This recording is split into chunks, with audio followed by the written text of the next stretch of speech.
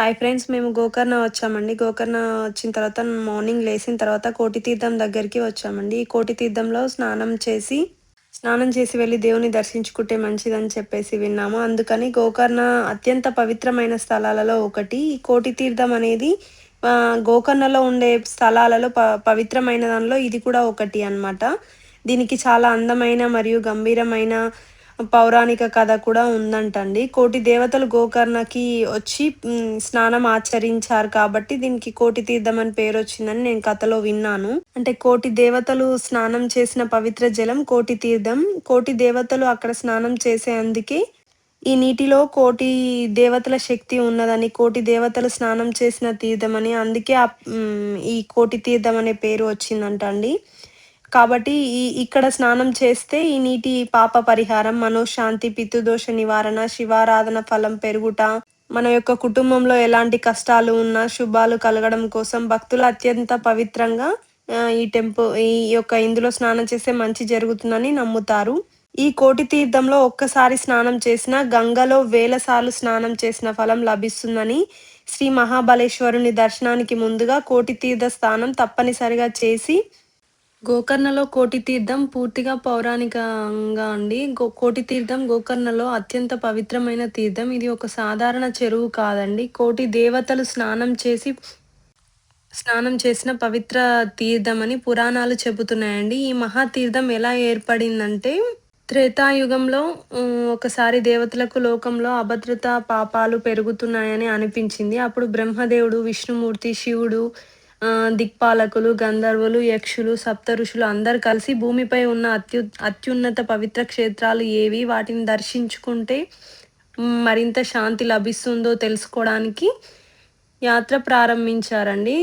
ఆ విధంగా దేవతలు ప్రాంతాలలో పవిత్ర క్షేత్రాలు గంగా నది, సరస్వతి నది తీరం ప్రసిద్ధ యాత్ర క్షేత్రాలన్నీ దర్శించుకొని చివరికి వారు దక్షిణ దిశగా ప్రయాణించి ఆత్మలింగం ఉన్న గోకర్ణ మహాబలేశ్వర స్వామి ఆలయానికి చేరుకున్నారు. ఈ గోకర్ణ టెంపుల్ దర్శించిన వెంటనే దేవతలందరి మనసుకి అపారమైన శాంతి కలిగిందని స్టోరీలో ఉందండి. మహాబలేశ్వర స్వామి యొక్క దర్శనం కోటి దేవతలందరూ కలిసి శివుడిని నమస్కరించారు. ఆత్మలింగ మహిమను తెలియజేశారు. శివార్చన చేసేందుకు సిద్ధమయ్యారు. ఇలా పాప పరిహార స్నానం కోసం పవిత్ర జలం అవసరమని అన్ని దేవతలు శివుని పూజించడానికి ముందు స్నానం చేసి ఆచమనం శుద్ధి చేయాలని అవసరమైన పవిత్ర జలం కోసం వారు పరమశివునితో ప్రార్థించారు. అప్పుడు శివుడు త్రిశూలం నేలలో ప్రవేశపెట్టి భూలోకంలోని నదులు, సరస్సులు శక్తిని ఒకే చోట సమకూర్చాడు. అదే పవిత్ర జలం కుంభరూపంలో పైకి ఎగసి గొప్ప తీర్థంగా మారింది. ఇది తర్వాత కోటి దేవతలు స్నానం చేసిన తీర్థం అయ్యింది. కోటి దేవతలు తీర్థ స్నానం చేసిన రోజు కోటి దేవతలందరూ ఒక్కసారిగా అనంత శ్రద్ధతో పవిత్ర స్నానాన్ని తీసుకొని మహాబలేశ్వరుని పూజించారు. తర్వాత మేము అక్కడ నుంచి మెయిన్ టెంపుల్ దగ్గరికి వచ్చామండి. ఇక్కడ మెయిన్ టెంపుల్ దగ్గరికి వచ్చిన తర్వాత ఆమె దగ్గర పూలు తీసుకున్నాము. ఇది గణేష్ టెంపుల్ అండి. ఈ గణేష్ టెంపుల్ లోపలికి వెళ్ళి మనము అభిషేకం చేయించుకోవచ్చు. అక్కడ గణేష్ టెంపుల్ అభిషేకంకి ఒక టికెట్ ఉంటుందండి. 300 ఇస్తే వాళ్ళు మనకు అభిషేకం చేయిస్తారు. మన చేతుల మీదుగా మనం గణేషునికి అభిషేకం చేయొచ్చు. తర్వాత ఇది మహాబలేశ్వర స్వామి టెంపుల్ అండి. ఈ టెంపుల్కి మనకి 2 సైడ్స్ ఉంటాయండి. మనం మెయిన్ ఎంట్రన్స్ దగ్గరకు వచ్చి అక్కడ నుంచి చెప్పులు బయటనే విప్పేసేయాలండి. విప్పేసి మేము లోపలికి వెళ్దామని వెళ్తూ ఉంటే అప్పటి వరకు మాకు తెలియదండి ఇక్కడికి ఈ టెంపుల్కి ఒక డ్రెస్ కోడ్ అనేది ఉందనేది మాకు అసలు తెలియదు. కాబట్టి ఇన్ కేస్ ఎవరైనా ఈ టెంపుల్కి వెళ్ళే వాళ్ళు ఉంటే మాత్రం ఖచ్చితంగా ట్రెడిషనల్ డ్రెస్సులు మాత్రమే వేసుకొని వెళ్ళండి. ఎందుకంటే జెంట్స్కి పాయింట్ షర్ట్ ఉంటే నాట్ అలౌడ్ అండి, లోపలికి పంపించారు. వాళ్ళు ఖచ్చితంగా పంచ కండువా వేసుకొని వెళ్ళాలి. లేడీస్ మాత్రం శారీ కానీ పంజాబ్ డ్రెస్ కానీ, ఓన్లీ టాప్ ఉంటే సరిపోదండి, చున్నీ కంపల్సరీ ఉండాలి. లేదు అనుకుంటే శారీ కట్టుకొని వెళ్ళొచ్చు. ఈ విధంగా మళ్ళీ మేము వచ్చి టెంపుల్ దగ్గర వాళ్ళు చెప్పిన తర్వాత రిటర్న్ వెళ్ళి మళ్ళీ డ్రెస్ చేంజ్ చేసుకొని వచ్చామండి. ఇది మెయిన్ టెంపుల్ అండి. ఇక్కడ మెయిన్ టెంపుల్ నుంచి లైన్లో వాళ్ళు లోపలికి పంపిస్తారండి. ఇది టెంపుల్ చూస్తే చాలా చిన్నగా ఉన్నట్టు అనిపిస్తుంది కదండి. ఫస్ట్ మేము కూడా అలాగే అనుకున్నాము, కానీ లోపలికి వెళ్తే తెలిసిందండి అసలు టెంపుల్ చాలా పెద్దగా ఉంటుందండి.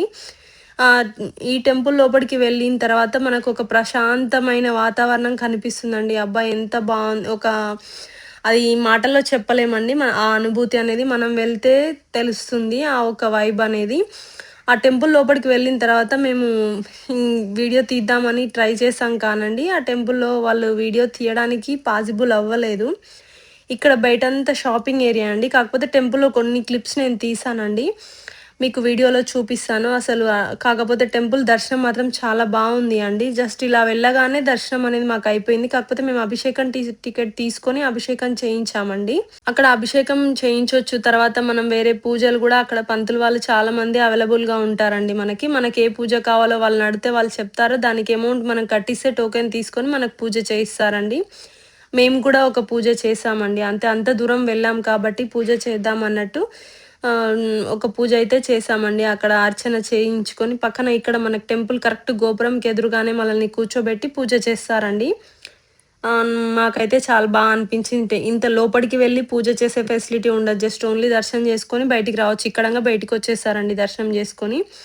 ఇది టెంపుల్ బయట ఎగ్జాక్ట్‌లీ ఇదే ప్లేస్‌లో లోపట స్వామివారు ఉంటారు. బయట మేము అక్కడ ఎదురుగా మేము కూర్చొని పూజ చేస్తున్నామండి.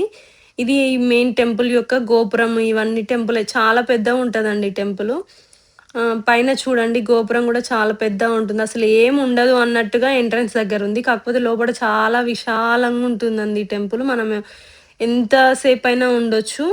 మామూలుగా రష్ అనేది పెద్దగా ఏం లేదండి. తర్వాత మేమిక్కడ కూర్చొని ఆ పంతులు గారొచ్చి మాకు పూజ చేయించారు. వాళ్ళే పాలు తెచ్చుకున్నారు. వాళ్ళే అభిషేకం చేసి, ఆ అభిషేకం చేసిన నీళ్ళని మాకిచ్చారండి. మేము వాటిని తీసుకొనెళ్ళి లోపట దర్శనం చేసుకున్నప్పుడు లోపట స్వామికి అందించేసి, మళ్ళీ మేము దర్శనం ముగించుకొని బయటికొచ్చేసామండి. ఇక్కడ బయటికొచ్చిన తర్వాత మనకు షాపింగ్ చేయడానికి చాలా ఆప్షన్స్ ఉన్నాయండి.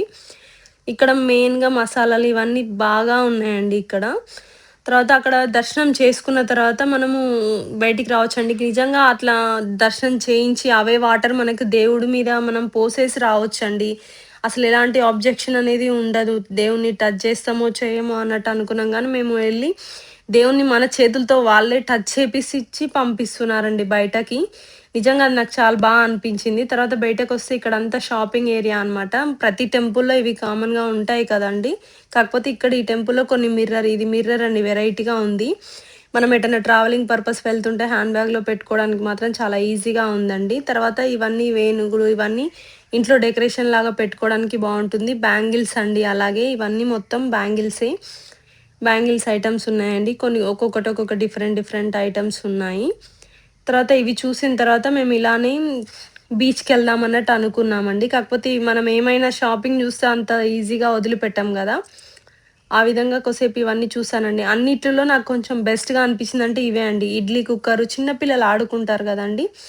ఇవన్నీ చిన్న పిల్లల ఐటెమ్స్ అండి. హ్యాండ్ బ్యాగ్స్ ఉన్నాయి. తర్వాత ఇయర్ రింగ్స్ ఉన్నాయి. తర్వాత ముగ్గు వేసేటివి ఉన్నాయి. తర్వాత కాళ్ళకి మనం పెట్టుకుంటాం గదండీ! ఇప్పుడు ఈ మధ్యన కొత్తగా వచ్చింది గదా! నల్ల పూసలు టైప్‌లో బ్లాక్ క్రిస్టల్స్‌తో కాలుకి దిష్టి తగలకుండా బ్లాక్ థ్రెడ్ ఎలా కట్టుకుంటామో అలానే ఇప్పుడు కొత్తగా మొత్తం క్రిస్టల్స్‌తో ఇలా కాలికి పెట్టుకునేది ఒకటొచ్చింది గదండీ! దాన్నేమంటారో నాకు తెలీదు. కాకపోతే అది తీసుకుందాం అన్నట్టు టెంపుల్‌కొచ్చాం గదా! ఏదో ఒకటి తీసుకొనెళ్ళాలని కొన్ని తీసుకుందామని వచ్చానండి. నాకవి బాగా నచ్చి ఒక 2 తీసుకున్నానండి. మీకు కూడా చూపిస్తా. ఈ బ్లాక్ కలర్‌దొకటి నేను తీసుకున్నాను. ఈ బ్లాక్ కలర్‌దొకటి, ఇదొకటి ఇంకొక మోడల్ ఒకటి 2 తీసుకున్నాను. తర్వాత ఇక్కడ ఇయర్ టాప్స్ కూడా ఉన్నాయండి. ఇయర్ రింగ్స్ ఉన్నాయి. అన్నీ ఉన్నాయండి మనం షాపింగ్ చేసుకోవాలనుకుంటే. కాకపోతే నాకివి మాత్రమే బాగా నచ్చాయి. పిల్లల కోసం అయితే ఈ కిట్ మాత్రం సూపర్ ఉందండి. ప్లాస్టిక్‌లోనే చూడడం ఫస్ట్ టైమ్ ఈ విధంగా చూడడం. తర్వాత ఇవన్నీ చూసిన తర్వాత మళ్ళీ ఇంకా మేము అలానే ముందుకు వెళ్ళిపోయామండి. ఇంకేమన్నా డిఫరెంట్‌గా ఉన్నాయా అన్నట్టు. కాకపోతే ఇవి ఏమంటారండి పుర్రెల్ని అంత చిన్న స్టోన్ పైన చెక్కారండి. అసలది నిజంగా గ్రేట్. దాంతోటి దండ తయారు చేశారు వాళ్ళు. ఇదొకటి కొద్దిగా వెరైటీగా అనిపించింది. మిగతాయన్ని మనకిక్కడైనా దొరుకుతాయి. అవి కొంచెం తేడా ఉంది. ఇవన్నీ రిసార్ట్స్ అండి. ఎగ్జాక్ట్‌లీ బీచ్‌కి ముందే ఉంటాయండి. ఇవి ఇక్కడ నుంచి చూస్తే వీళ్ళకి బీచ్ కనిపిస్తుంది. ఇలాంటి రిసార్ట్స్ కూడా ఇక్కడ అవైలబుల్‌గా ఉంటుంది. ఎవరైనా వీకెండ్స్ ప్లాన్ చేసుకొనొస్తే మంచిగా ఎంజాయ్ చేసే బెస్ట్ ప్లేస్ అండి. ఏమంటారు దేవుడి పూజ చేసుకున్న తర్వాత మళ్ళీ ఇక్కడికి వెళ్ళి బీచ్‌ని చూస్తే చాలా మైండ్ చాలా రిలాక్స్‌డ్‌గా ఉంటుంది. వీడియో నచ్చితే